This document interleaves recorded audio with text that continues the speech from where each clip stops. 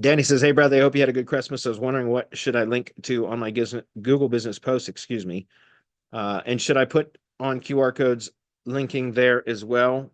Thanks. Well, I like to use images with QR codes that link to various assets. Usually I have a QR code for the location landing page, right? So that's the website URL associated with the Google Business profile. The Google Business website URL usually gets a QR code, and then the Google Map CID URL typically gets, or it can be a share URL. It really doesn't matter. But whenever somebody scans it, it takes them to the map.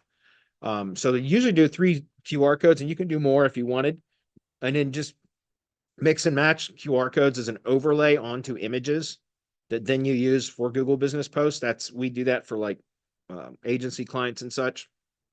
So that way, like what I do is have three QR codes with the target URLs I just mentioned, and then we just randomly just select a QR code to overlay onto an image whenever we're posting or scheduling Google Business Posts. That's clear. What should you link to? Various product and/or service pages on the money site, as well as branded assets. From the Google Business Post, link out to branded assets. So like your ID page, your cloud.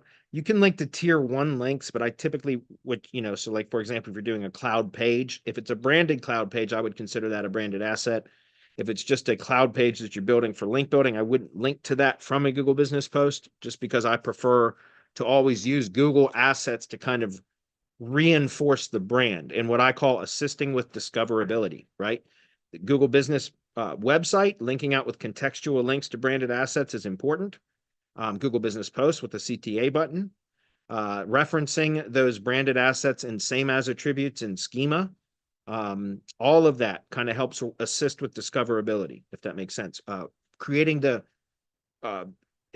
G sheet, excuse me, where you concatenate. I can say that word now. I literally practiced it, but you can concatenate keywords to branded asset URLs, as well as supporting assets, business directory listings, etc., and then create and publish the G sheet and embed that in the ID page. We teach that in the mastermind.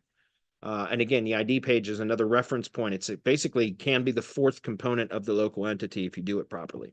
So all of those things are things that you want to link to from Google Business Post to constantly be reinforcing, corroborating entity information to Google. That makes sense. It really does work, guys. You got to be consistent with it. Hopefully that's clear.